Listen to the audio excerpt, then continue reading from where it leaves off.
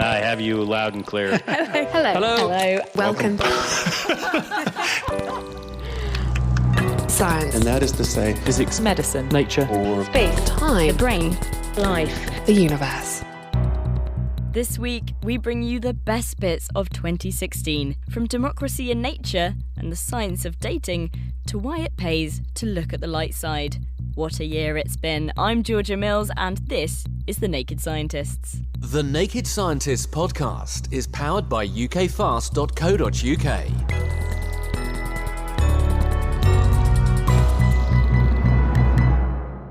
Where to begin? It's always a tricky decision to make when there are 52 programmes and within them 500 interviews to choose from. But why not start with the heart? Here's an interview Chris Smith did back in June when he put his ticker through its paces with an ECG, or electrocardiogram, at Adam Brooks Hospital. I'm James Rudd. I'm a consultant cardiologist at Adam Brooks Hospital in Cambridge. And we are in the ECG recording department, and we are going to record your ECG today. So if you'd like to follow me, we will head through into the examination room. This is Laura. She is a cardiac physiologist, and she's going to be recording the ECG today for you. Hi, Laura. Hi, Chris. So what do you want me to do? What I'll need you to do is remove the clothes from your top half so that I can get to your bare chest.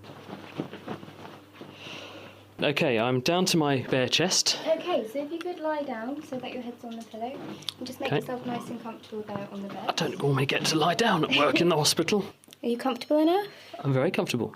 So I just need to shave your chest so that I can pop the stickers on. When you say stickers? The electrodes for the ECG. Right, okay. I didn't realise I was going to get a shave when I came to work. Yep, so hair of your chest there. So are you ready for this one? I think so. Just on the other side. There we go. So it's just taking off a little tiny bit right in the middle, basically between the breasts, isn't it? Yeah, just either side of your sternum there. Are you allergic to alcohol wipes or disinfectants? I'm not allergic to alcohol, I know that for a fact, but alcohol wipes no fine. No bar here, unfortunately. So I'm just going to wipe the areas where I'm going to put the electrodes, just to make sure there's a good contact with your skin. So it might feel a bit cold now, okay? You're also cleaning up my ankles. Yes, so stickers go on your arms and legs as well as on your chest. All right, so lots of stickers now. They look like they've got sort of jelly on the back. They're sticky with the jelly. Yes, there is a bit of gel and that makes the contact with your skin to pick up the electrical activity. So there's one gone on my left arm at the top, on my shoulder, one gone on my right side of my chest. Yeah. That's two on the chest. Is there a particular place you put them? Yes, each sticker has a specific position so that each ECG we do is exactly the same for every person. So I'm just going to get all the wires now and I'm going to place these on all of the stickers. They've got almost like little crocodile clips, like you'd connect up to a battery or something on the ends of the wires. They're going on these they tabs. just clip onto the stickers. They just clip onto the electrodes, okay? That's it. So now I have wires everywhere. Yep, 10 wires. So now I need you to lie back into the bed and just relax as much as you can so that it makes a nice clear recording.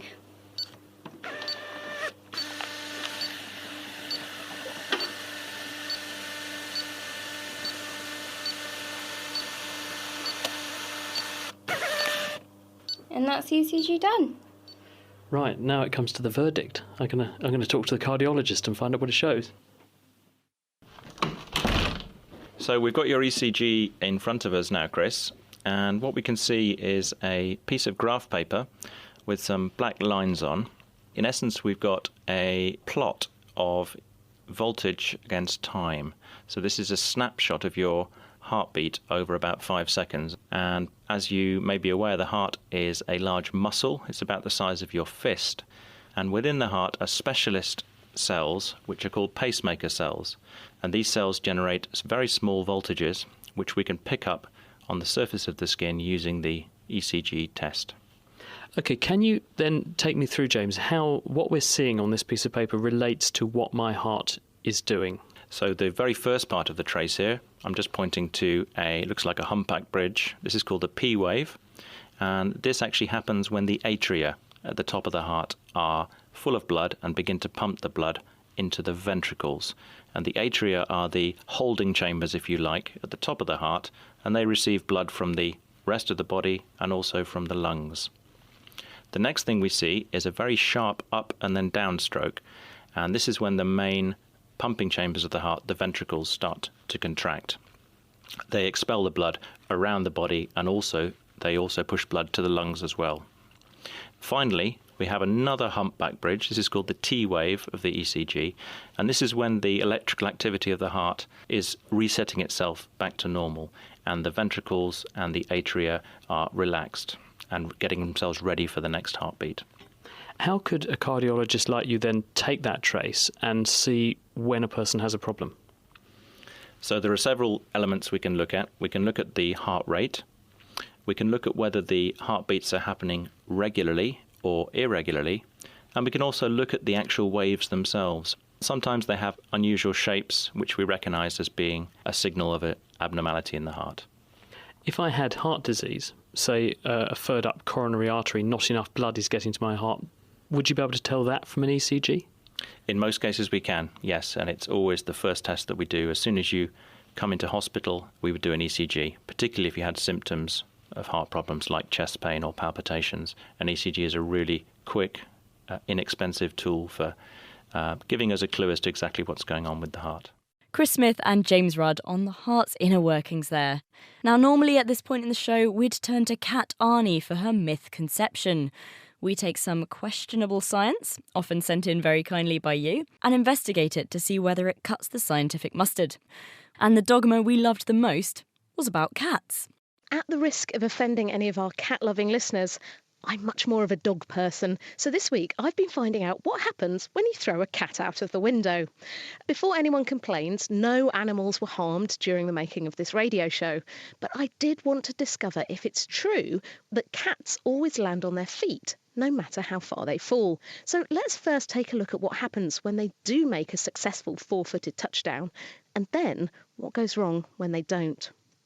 Cats, along with other animals, including rats and rabbits, have something called an air righting reflex. This means that when they sense they're falling and they're the wrong way up, they will attempt to flip over in the air in the hope of landing feet first. And because cats have an unusually flexible spine and don't really have collarbones, they're able to do this really well. It happens like this. First they bend in the middle, so the front half of their body twists in the opposite direction to the back half. Next, they tuck in their front legs to make their front half twist further and faster, and stick out their back legs so their back half twists less. That gets the front half the right way up, front feet underneath, head on top. Then they switch round, tucking in their back legs and sticking out their front legs so the back half flips, so their feet face the floor. This cat righting reflex starts kicking in from when a kitten is about 3 or 4 weeks old, and by 6 to 7 weeks, they've got it nailed, ensuring a safe landing from a height of several stories. There are a few things that can interfere with this, though, and the first is falling from an insufficient height to execute their backflip manoeuvre. They need to drop at least half a metre or so to have enough room to do it. Experiments with rats have shown that alcohol interferes with the righting reflex by messing about with the balance sensing mechanisms in their ears. So if you got your cat drunk and then threw it out of the window, it might struggle to land neatly, but please don't try this at home. The other big question is, do cats always manage to land on their feet from any height? And do they always escape unscathed? The answers to this depend on how far it's falling and what it lands on. Cats can certainly break bones by landing on concrete or other hard surfaces from heights of more than about 10 metres. This is so-called high-rise syndrome, as they can't absorb the shock, regardless of landing on their feet or not. But if they fall from more than about 5 stories, something interesting happens. They hit what's known as terminal velocity, when they're falling as fast as gravity will let them. There's some suggestion that in this situation, once a cat has got itself the right way up, it will relax and spread out like a parachute, which might help to reduce injuries when it hits rock bottom.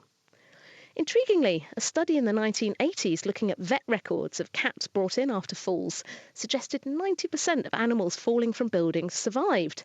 And in fact, their chances of surviving with fewer injuries were actually better if they fell from 6 or more stories than from lower heights, suggesting maybe the kitty parachute idea is true. Of course, there is an obvious alternative explanation.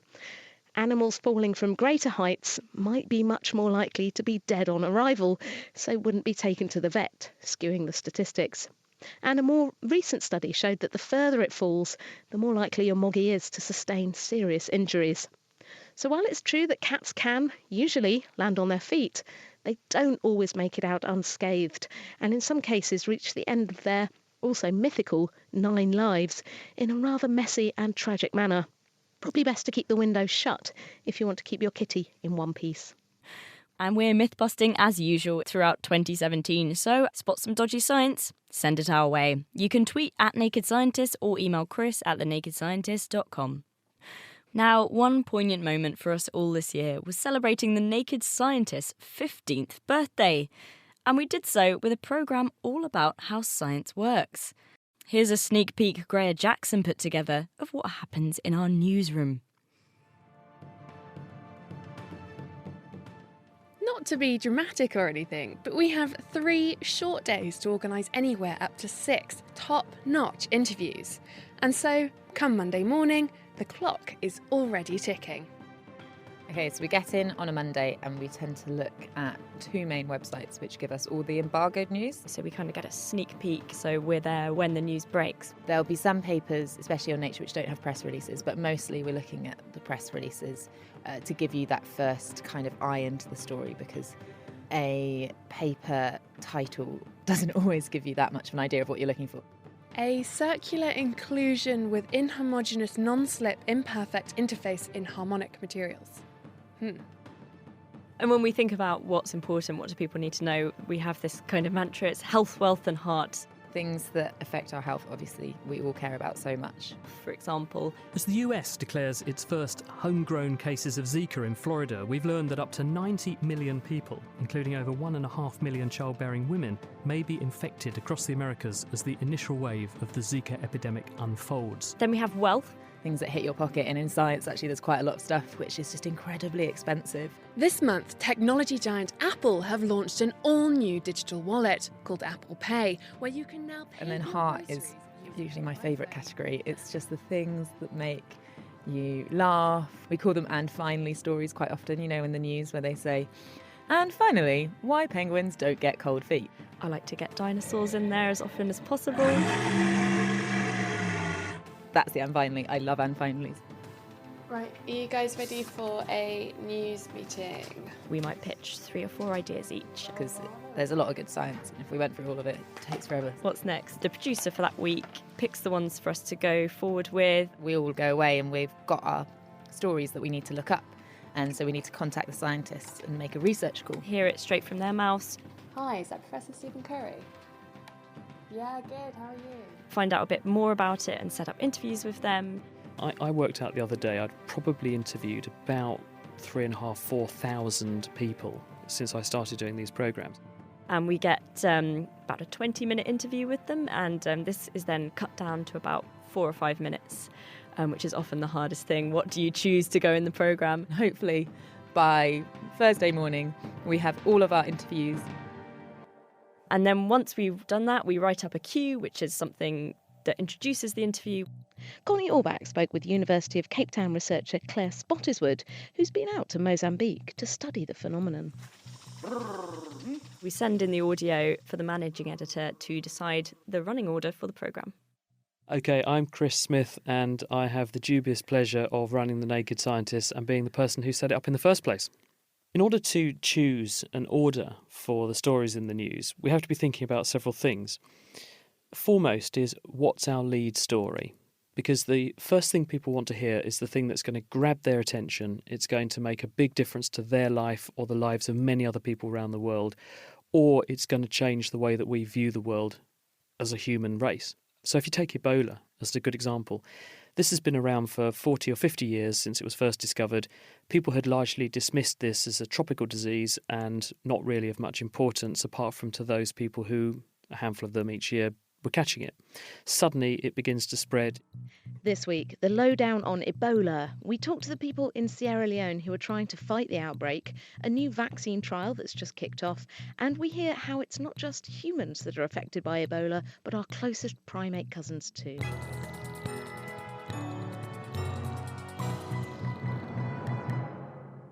That's the lead story, though. How do you choose what comes next? We don't want to dwell too much on one interviewer, we don't want to dwell on too much of one subject, and so we try and create texture and movement in the news to keep people interested all the way through and provide them with a good snapshot of what's going on across the whole scientific arena.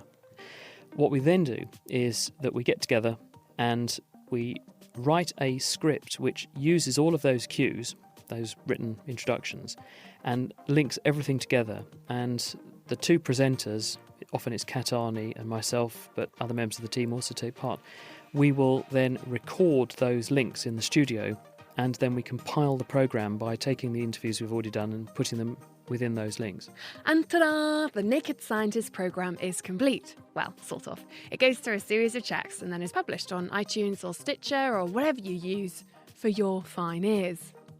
I think my favourite bit of the entire process is when I walk out of the studio on a Sunday night and you can say, that was a blinking good programme, I really enjoyed doing it, and phew, I know I've got tomorrow when I don't have to do any interviews.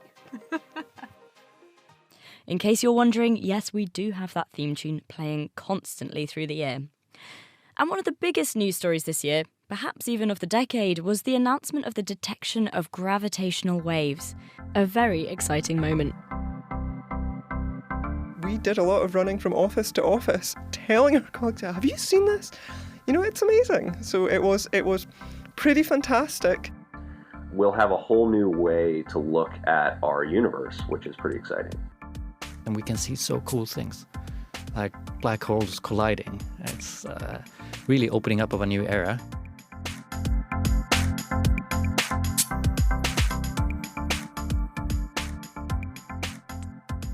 But what the heck were gravitational waves? I'm sure I wasn't the only one a little confused, but luckily we're not far at all from Cambridge University's Institute of Astronomy. Chris? Yes. Hi. Nice to meet you. Nice to meet you too. I thought the microphone might be a giveaway. Yeah. My name is Christopher Moore, and I'm a student at the Institute of Astronomy in Cambridge, and I'm studying for my PhD, and I work on gravitational waves. So gravitational waves are typically very, very small ripples in the gravitational field, or space-time, and they travel through the universe at the speed of light. So the gravitational field is something like the sun. You can imagine the sun as being a very heavy object sitting on a rubber sheet, and the sheet bends in towards the sun, and that curvature, that bending of the sheet, is what the gravitational field really is. Rather than thinking of gravity as a pulling force, you can think of it as a curvature of the fabric of the universe, what we call space-time. To help me out, Chris had an idea for a demo we could do to visualise this. Right, so let's give this a go. I've brought along some props. I couldn't find a rubber sheet. I found my housemate's bed sheet. I'm sure she won't mind my borrowing it. I've got a grapefruit to represent the sun. And I've got some planets here as well, some chocolates. So here we go. So we've pulled out the sheet as tight as possible, and it's formed a straight surface. It should be infinite, really, but we haven't got an infinite bed sheet, so a large, flat sheet. Right, so this represents space-time. Yes. I'm going to dump a sun in it. Glunk. Right, the grapefruit, or sun, has pulled down the rubber sheet, or space-time, and now it's formed this sort of dip in the middle. Yeah, so the sun, the grapefruit, is in the middle of our sheet, and the sheet is bending in towards the middle of the sun, and this represents the gravitational field of the sun. So let's test out this gravitational field with planets. I'm going to roll all these planets along the sheet and see what happens. That's better. We've got nearly 2 orbits there. So some of our planets shot off into the abyss, but some of them did some quite nice orbital shapes around our sun and eventually went into the middle. So the idea is if you were to roll the marble fast enough across the sheet, but not directed towards the sun, it should roll round and round the centre being the grapefruit, round and round, and this is called an orbit. This curvature of space-time means that planets are caught in the gravity of larger objects, and they form orbits.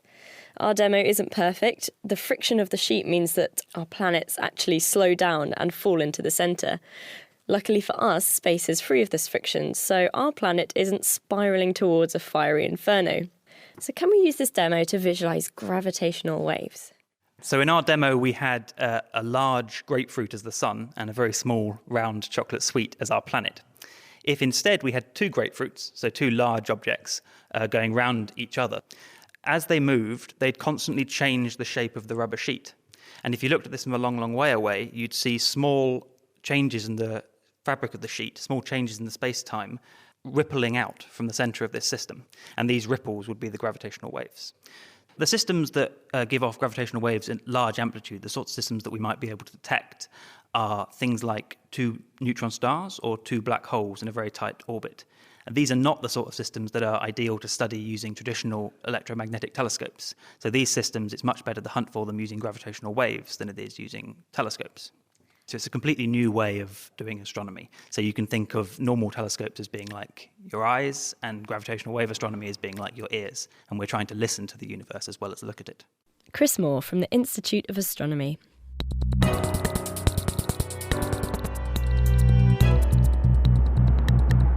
This is The Naked Scientists. We're celebrating the dawn of 2017 with a look back at the best bits from 2016.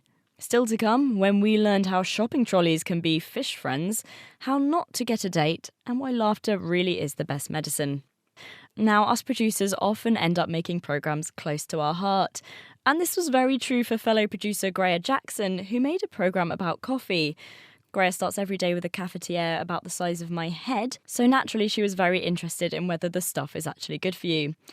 And for this programme, she brewed Cambridge's first truly local cup of coffee, and she picked up the beans at the Botanical Gardens with Alex Summers. So there are 2 main species of coffee that are grown worldwide, Coffea arabica and Coffea robusta. The high quality coffees come from Coffea arabica, and the lower quality, higher yields come from Coffea robusta. I'm looking at the 2 of them. One's just a bit shorter. They've both got sort of crinkled leaf, like someone's got a hair crimper and crimped the leaves for them. But otherwise, they're remarkably similar. It shouldn't be unsurprising that they look similar, because Coffea arabica probably has similar ancestry to Coffea canephora, or the robusta coffee. Now, we all know that plants like these are famous for their levels of caffeine, but why do they produce caffeine in the first place? It's quite interesting. They did an experiment with a spider. They got it to spin a web, and they fed it all manner of different drugs, from cocaine, ecstasy and caffeine. And what they found was that the spider produced the most erratic web when it was under the influence of caffeine. So you can truly see how effective caffeine is as an anti-herbivory agent, not necessarily so much as the case for ourselves. I assume you're not just growing it to make a lovely cup of coffee today. Why do you have it here at the Botanical Gardens? The real reason that we have it, like most of the collections here, is to provide both a resource to the university, but also to provide a resource to the public. So in the case of coffee, we're all familiar with it from the shops, but it's nice to give people an idea of actually where it grows and where it comes from. Beans picked, we peeled off the red flesh, dried them, and finally scraped off the outer husk to reveal the green bean underneath. Next up was an artisan coffee shop called Hot Numbers for roasting. So Alex and I set off with a handful of botanical beans to meet Simon Fraser. We're just going to actually weigh the content of this. It's about a handful, isn't it? It is. It's quite a small amount, but we'll work with it. I'm just going to turn the scales on. We'll see. We've 10 grams. So we'll try and make a very small filter coffee with this afterwards. Simon fired up the roaster to 150 degrees C, and not a degree more, because even a couple of degrees can turn a good cup of coffee into a bad one. It's a glorified tumble dryer, I reckon, with a big colander underneath. I have to admit, it does look very swish. It's all sort of black and stainless steel. I would say almost steam engine-like. Yeah, it is very much. A steam engine with 2 windows, one where you can see the flames and the other where you can see the coffee beans jump around the drum while they roast. We have a sample spoon underneath it where we can pull out the coffee as it's roasting. And then, after the coffee's roasted and we're happy with the colour, then we'll drop it into this big cooling tray here. And that will cool the coffee. If we didn't do that, the coffee would carry on roasting and you would get a lot of baked flavours going on. I suppose much like an egg continues to cook after you boil it, unless you peel it very quick. That's it. So we don't get dippy eggs. No, get no. hard-boiled eggs. That's it. Well, let's hope for some hard-boiled coffee. So, with all our fingers and toes crossed, we poured the beans into the roaster. Alex from the Botanical Gardens, Simon and I, we all watched in awe at our hard work roll around the machine, much like clothes in a tumble dryer. And then the beans began to pop like popcorn. So we're approaching first crack. The beans are agitating a lot more. They're giving off a lot more energy and they're doubling in size. I can't tell. My non-coffee connoisseur eye can't tell the difference. I can tell they've changed colour. I can see they're dancing more and they've got a snap to them now. Yeah, much more of a caramel. Yep. Oh yeah, and I can definitely get the smell of coffee now. Yeah. That smell you associate with. Unless you could, I think you might be smelling some from that tub there actually. Well, it smells really nice. Whatever it is, it smells really good. Because it's often confused. But when we're roasting coffee, it's usually you'd expect it to be the coffee smell, but it's not. It's actually like a sort of a toast smell. It's like a breakfast smell that you'd get in the morning. We're about to drop the coffee out into the cooling tray from the drum. There we are. Dropping onto the cooling tray. Looking a bit patchy, but it's the best we could do under the circumstances, I believe. But they've got a bit of mottling and a bit of difference in colour. But I would say characteristic of the Botanical Gardens. Is that right? Yeah, characteristic. Not sure we want to own that one. Patchy in colour or not, the proof is in the taste. So we ground them up and brewed them. But first, I had a quick question about the science of grinding. In supermarkets, you might have seen that on the packaging it says ground for French press or espresso or whatever. But do you really need to buy a different grind for different types of brewing? Or is this just some clever marketing ploy? The grinder is probably most important in getting the consistency between the beans. And if you've got a good grinder, then you get an even surface area. And the more evenness between the beans, the better the extraction. And so, yes, for espresso, you want a fine grind. As you're getting more towards the sort of mocha pot, it wants to go a little bit coarser. And as you go to French press, that's the coarsest grind. So we're going to grind this coffee up for paper filter. Away we go.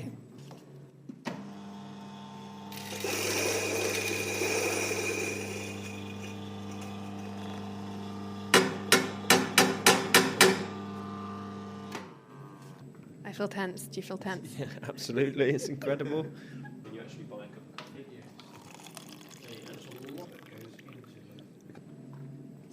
Cheers. It definitely is rummy. Yeah, some rum or almost some sort of sherry elements. See, look, it didn't taste like mud, Alex. No, it didn't. I'm really happy, actually. I would actually drink that. How would you say this compares to what you would normally be brewing? It's funny because it's like nothing that I've tasted really, and it's not bad actually. I'm really quite enjoying it. I mean, it's very different. So if Alex was to set up his own cultivation business at Cambridge Botanical Gardens, would you buy his coffee? Well, I'd certainly give it another go to put through the roaster, but I might need more than about 10 grams. So. Alex, what do you say? I mean, I feel like I should be a shareholder at least, having introduced you guys. Absolutely. I think what we'll put to the director is ripping out all the plants and just putting coffee right through the tropical houses. Yeah. Greyer Jackson brewing some Java there. One of the big issues we've looked at this year has been the ever-present threat to our planet's biodiversity. Species are under immense pressure, but sometimes animals can surprise you and thrive in unexpected places, as Connie found out earlier in the year. She visited a brownfield site, which is an area which used to be developed, Creekside Discovery Centre in London, with tour guide Nick Bertrand. So you need the same size. I've got big feet. You've got big feet? Yeah. What size? Size 9. Size 9. Ooh. Get you. So they're size 9. Say size 9 waders for size 9 feet. Fantastic. I'll find the man's waders. Yes, that's right. Huge, thigh-high rubber waders. You may have seen something similar on Fisherman. Okay. I feel like a bit of an idiot. But I'm ready. That's fine. That's all right. We've got loads of idiots around here. All booted up, we were ready to go. Creekside is on a tiny wedge of land with a bank of wild flowers leading down to the river.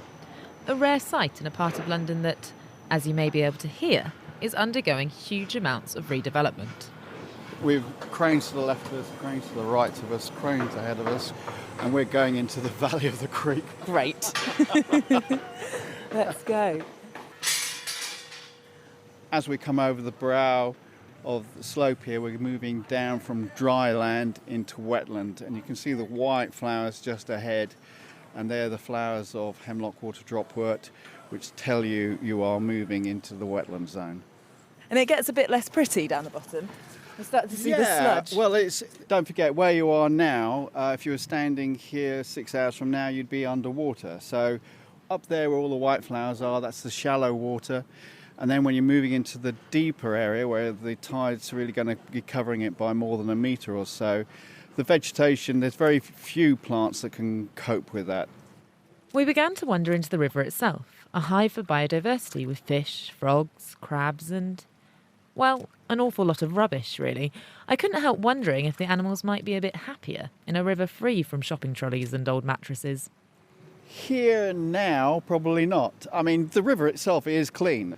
What everybody wants to do, the creek, when they first see it, is clean it up and tidy it up and pull everything out. And that can actually be detrimental to the wildlife here. Because a creek is a very specialised environment anyway, there's lots of things the wildlife has to be able to cope with. And actually, some of the rubbish in the creek actually helps it do that. So Jill Goddard, who was running the project to do with the creek in the 90s, she organised a clean-up at the top end of the creek. On one weekend, over 400 shopping trolleys were removed. And a couple of weeks after the clean-up, the number of young fish in the creek had halved. Wow, just a couple of weeks after? Yes, so that immediately got everybody thinking about the one thing that had happened that had changed in that period was the removal of the shopping trolleys. And because we've got no natural riverbanks, these are places young fish go in to hide in amongst when the tide comes in. As you can see, at low tide here, there's no big bad fish. No. As soon as the tide comes in, so do the big bad fish. So the little fish need to get out of the way. What they do is they go into the vegetation at the sides. They can't do that here because there isn't the vegetation. What they have got is shopping trolleys. So the shopping trolleys accumulate debris. There's only one side anything can get into a shopping trolley. So they're a perfect little refuge, and they provide a niche for not just fish but all sorts of other invertebrates and other things too. We're not trying to encourage people to chuck things into the river, we're just trying to work with what we've got here to make the best of it, which is what the wildlife does as well. So hopefully plenty more fish in the sea. And speaking of which, earlier in the year, love guru Viren Swami gave us some top scientific dating tips. Well, I suppose the first thing is that if you are physically attractive, you'll receive a sort of premium in terms of dating. So attractive people tend to get asked out on dates more often. They also tend to have sex more often. And if you're female, you probably have more orgasms during sex. Oh, that's not fair. Well, the idea is that if you're with someone who's physically attractive, your partner is more likely to make an effort with you in bed. Wow. Why is being good looking so important then? One idea is that seeing someone attractive is rewarding in some way. It activates part of the brain that is also activated when we get any kind of reward like drugs or money. So it's possible that seeing someone attractive is rewarding, and if that's the case, then we want to see them more often. The other possibility is that most human beings have a stereotype about what attractive people are like. We tend to think that attractive people are more popular, more sociable, healthier, and we have all kinds of weird thoughts about these attractive people. So it probably makes sense that if these thoughts are at least partially based in reality, then we want to be with attractive people. Is attractiveness just a bonus in your dating life? No, it's a bonus in all kinds of spheres. So in occupational settings, people who are attractive tend to get hired more often. They tend to get fired less often. They get a higher starting wage. They make more money over the course of their lifetime. In other settings, university students get higher grades if they're attractive. I could keep going. This is not cheering me up this Valentine's Day, but I suppose it's not that surprising. So what other things have you found? What about personality? Well, lots of surveys have been conducted where you simply ask people what they look for in a potential partner. And there are three main categories. So the three categories tend to be physical appearance, and secondly, possibly things like status and reputation. But usually the most important criterion that most people are looking for are things to do with niceness. We like nice people. We like people who are loyal, who have a good sense of humour, who are faithful and so on. And this is true of both women and men. So both women and men say they would like a partner who has all these qualities.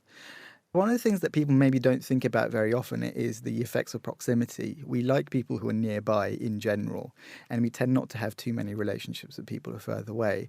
But when you ask people about proximity, it maybe doesn't figure so much in their thoughts about a potential partner. We don't tend to think like I'm looking for someone who's nearby, but that's actually what tends to happen. What about playing hard to get? Is this a good idea? Well, the science suggests that it doesn't work, and it doesn't work because it contravenes the theory of reciprocity. The theory of reciprocity simply predicts that we like people who like us. So showing someone that you like them, in theory, should result in them liking you in return. Playing hard to get contravenes that. It shows that you dislike someone or you're too difficult to get. Now, speaking of dating tips, we spoke a little bit yesterday about some good and bad chat-up lines, and you fed me some lines which science says should be good or should be bad, and I went out to Cambridge Brewhouse with some help on a little social experiment to try some of these lines. So the first one you gave me is, if you could have any topping on a pizza, what would it be? I've just got a question for you. Yeah. If you could have any topping on a pizza, right? Anything you want, what would you have? Anything on a pizza. On a pizza, bacon. Yeah, would you like bacon? Bacon. Why would you have bacon? I don't know. I like bacon for the You like pizza. bacon? Yeah. I like mushrooms. I'm a mushroom kind of guy. Mushroom. Yeah. I don't like mushroom. That was willing participant Robbie Bennett you heard there trying your line, and it did work pretty well. They ended up talking together for ages. So what actually makes this a good line? It goes to the theory of reciprocity. Reciprocity simply predicts that when you ask an open-ended question, you're much more likely to get a reply from that person. But that particular question also forces the other individual into a norm of conversation. The kind of tendency is to ask the other person in return what they like, but otherwise it just gets awkward. So human politeness, if anything else, will just force you to engage. Exactly. Now, you also fed me a bad line, and the bad line you fed me was, I like reading, which I gave it a go. So let's hear how I got on. So I really like reading. Okay. So do I. Yeah? Yeah. Great. Yeah. Okay. Yeah, that was a bad chat line. Yeah, that wouldn't have worked. No. What would you say would have been a good chat line? Maybe I like reading Joseph Conrad. Oh. Heart of Darkness, right? Heart of Darkness. Oh, okay. That would work. For next time. Yeah. You like Joseph Conrad? Uh-oh. Obviously, that went really terribly. There was no interaction at all. And what I enjoyed is that his suggestion actually went down really badly with the girl I think he was seeing. So what made this a bad chat-up line? Well, it's a bad chat-up line because it's a closed question. You are essentially just stating a fact rather than trying to force reciprocity. I guess for his partner, it raises questions about how similar they really are. Well, do you have a top tip, a final science hack for anyone who might be looking for love? I get asked this question a lot, and I always say that dating is stressful. It is stressful for everyone because there is so much anxiety involved. In fact, there are studies suggesting that at the start of a relationship, particularly in the first few months, your levels of cortisol start to increase, suggesting that it is stressful. And because it's stressful, we sometimes behave in silly ways. And my advice really would be just to be kind to everyone. Everyone who's dating at least is in the same boat, and they're all being stressed and they're all finding it difficult. And if you're kind, not just to other people, but also to yourself, I find it goes much better. Sterling advice. That was Viren Swami here on The Naked Scientists. Now, once a month on The Naked Scientists, we have programmes where we answer all of the wonderful and frankly weird questions you guys send in to us. Like, for example, this one. Now, Eleanor, we got this question for you. You're not off the hook yet. Do fishes fart?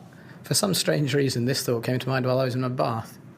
As a physician, I know that human flatulence comes from two sources: swallowed air or gases produced during digestion. Since fish can't swallow air, perhaps their digestion also produces gases? That was John, by the way, who was in his bath when he conceived that question. I think this is a fantastic question. I absolutely love this question, and I can say categorically that some fish do fart. In fact, a recent study discovered for the first time that herringfish produce fart noises, which they think they use for communication. Herrings talk to each other by farting at them. Apparently, they discovered that if they put more and more fish into a tank together, the increase in fart noises would increase disproportionately to the number of fish. When you say fart noises, do you literally mean as in farting noises? Well, yes, it's a small jet of air which comes out of the anus. Where do they get the air from? Because as is pointed out in the question, fish don't breathe air, and when we swallow air, some of it emerges at the back end, and the bugs in our gut metabolise some of it to gas. So where do the fish get theirs? Different fish are kind of put together differently. In the case of herring fish, they have their swim bladder, which is a little sac of air that helps them like kind of buoyancy around the place under the sea, is attached to their gut, and they can actually gulp air in from the surface, and they do produce a little bit of gases themselves, which then go from there into the swim bladder. If the swim bladder gets too full or they want to change depth, they can then spit some of the water back out. So yeah, that's where the herring get their farts from. So it is true then. I just think that's amazing. I've just been home to see my parents, and I think the dog was trying to tell me something. And do keep those questions coming in the new year. We really love reading them. You can send them in to chris@thenakedscientist.com, or you can tweet @nakedscientists. Now, politically, it's been an interesting year, not least during the American elections. Connie decided to turn to the animal kingdom to see what we could learn from nature's version of democracy. Welcome you to the first presidential debate.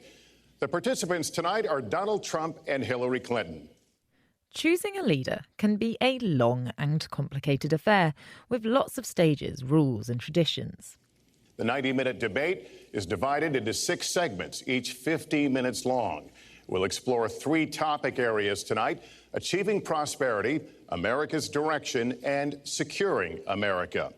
And it will often involve millions of people voting en masse based on information gleaned from months of campaigns. It's far from simple, but humans are not the only animals to elect leaders. So when it comes to choosing positions of power, how do we match up? I asked Marta Manzer from the University of Zurich to talk me through what the animals do. Either it's being the strongest or being the most clever, having the best knowledge. But usually it's not just an easy way to become the leader. But once you are the leader, then it might not take that much to really suppress the others and to accept you as leader. Only if you show weaknesses, the other group members might try to overrule you and take that position. And why is it that within these groups they're so happy to follow one leader? Why would you make that decision? It's probably the least energetic way. If I always have to make decisions and I have to convince the other individuals to follow that decision, I have to invest quite a lot of energy. And I think also in humans, that's probably very similar, as long as that's the much easier way than to invest a lot of input, time and energy. We are quite happy to follow other individuals. Animals will often choose the easiest option. If they can use less energy following someone else than making their own decisions, well, all the better. It's definitely quicker, but not particularly rigorous. Us humans would surely know that the loudest in the group isn't necessarily the best. If you have a group of humans, of individuals, and you tell them they should just try to be in the group, but you tell one of those people a specific information, for example, they should go to the location in the north, that individual should then obviously try to lead the rest of the group and tries to make the way up north. And because of that individual has a specific aim, it probably behaves quite dominant. It's very determined, it's going in that direction. The rest of the other people, they don't have a goal, so they just follow the most obvious determined individual. And we find that in humans, we find that in meerkats, we find that in fish. So that's a very common occurrence in the animal kingdom. So when thinking about something like the presidential election, it might be the person that shouts loudest and longest might tempt us. Yeah, well, exactly. I think in elections like that, it's the emotions that count. And then really, if you are the most convincing by being the loudest, by behaving very obvious, a lot of people might just follow that. They might not look what the content of that person really is. They might just follow the most obvious signs. Oh dear, maybe we're not as diligent as we thought. But no worries. if recent UK politics has taught us anything, when we're unhappy with our leader, we can always attempt a coup. Jeremy Corbyn has lost the confidence of 8 out of 10 Labour MPs and has been hit by as many as 60 resignations from his front bench team. He looks set to face a leadership challenge, but Mr Corbyn says he won't betray his supporters by resigning. And we're not alone in that either. As Oxford University's Isabel Watts found out, pigeons will form a coup of their own.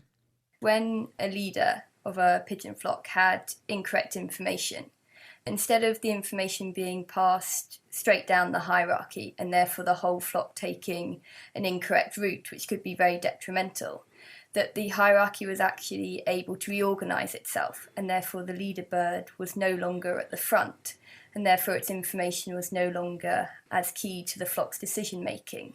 And therefore actually the flock were able to fly the same route as they'd flown in training without taking in this incorrect information. And this was quite a key result, and it showed that the hierarchy, although being very stable, is actually a flexible system, and that they can use this flexibility in situations where the performance of the whole flock would suffer if it was inflexible. Desperate times calls for desperate measures. When they know that their leader is possibly going to cause problems for everyone, they can, let's say, relegate that leader and put them further down the pecking order. And how do you send a pigeon in the wrong direction in the first place? We use a process called clock shifting. And clock shifting essentially jet lags birds, so it causes them to have a faulty compass. And what you can do is basically place the birds in a light-tight room for a few days, where you can turn the lights on and off at times shifted compared to real sunrise and sunset. And therefore you can reset their internal body clocks to become shifted. And this means once they're released, they'll misinterpret the sun's position by a predictable magnitude. So this means that by just clock shifting the leaders, we can create birds that have incorrect navigational information compared to the rest of the flock. And what if they don't want to lose their authority? What if your pigeon wants to remain a leader? Can they keep control of the pack? It's probably unlikely, because I think if all the other birds want to, for example, fly right and the leader wants to fly left, the leader doesn't have much choice, because either it flies alone or it thinks it's more important to fly as a flock, which is often the case for pigeons, and therefore I'll just follow. But we don't exactly know the mechanism behind when the leader loses its leadership, because either the leader could choose not to lead or the followers could choose not to follow. Well, there you have it. Even in politics, we're not that special. But when choosing our next leaders, let's make a pact to contain our animal instincts and try to look a little deeper. Now, for some, the election was a distressing event. But not to worry, as we've also been uncovering how to become less stressed this year. And the key? Laughter, as Greya found out when she spoke to Sophie Scott. You do, after you've been laughing, get a decrease in adrenaline levels and also decreases in cortisol levels, which does suggest that you are more relaxed. You're feeling less stressed after you've been laughing. This is Sophie Scott from UCL, and she's done a lot of research into laughter.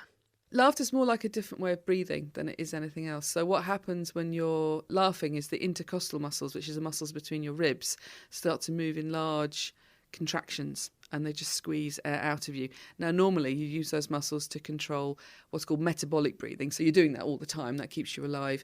You use those same muscles to speak. So as soon as you start talking, you use the intercostal muscles to very finely control flow of air out through your larynx. If I keep talking without taking another breath, my intercostal muscles start to have to work really, really hard to squeeze the air out, and in the end I'll run out of air altogether. Now, as soon as you start laughing, you lose the control of the intercostal muscles that lets you breathe and lets you talk. And in fact, because one of the main jobs that you're doing with your breathing when you're speaking is actually controlling how you pass air through your larynx, so how you're making a sound in your voice box, very often the first thing you can pick up when someone's talking and starting to laugh actually is this loss of control of the pitch of the voice. And very often the pitch of the voice starts to shoot up because you're starting to squeeze air out under much higher pressures than you would ever do when you were speaking normally. So this is an example of the Radio 4 broadcaster Charlotte Green, who's introducing a piece on the Today programme about a very early discovery of recorded sound. And then she goes on to talk about somebody quite famous who's died. And in the interim, when they're listening to the example of this very early recorded sound, someone who's in the studio with her makes a joke about what it sounds like. So you'll hear what happens to her voice when she comes back trying to talk about the death of a screenwriter. American historians have discovered what they think is the earliest recording of the human voice, made on a device which scratched sound waves onto paper blackened by smoke. It was made in 1860, 17 years before Thomas Edison first demonstrated the gramophone, and featured an excerpt from a French song, Au clair de la lune.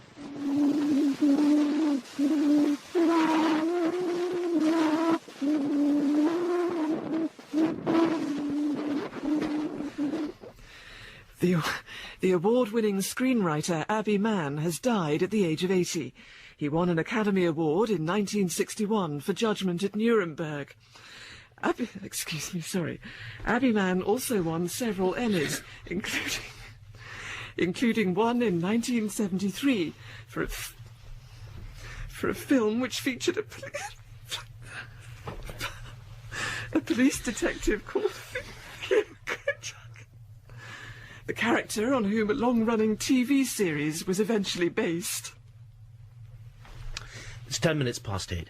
Oh, that's such a great clip.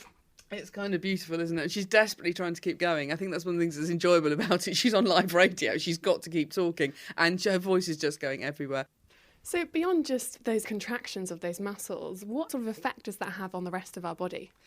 There's an evidence for a range of changes in terms of the sort of the biochemistry of the body. So you do, after you've been laughing, immediately get a change in the body's uptake in naturally circulating endorphins. So you get a measurable change in pain threshold after you've been laughing.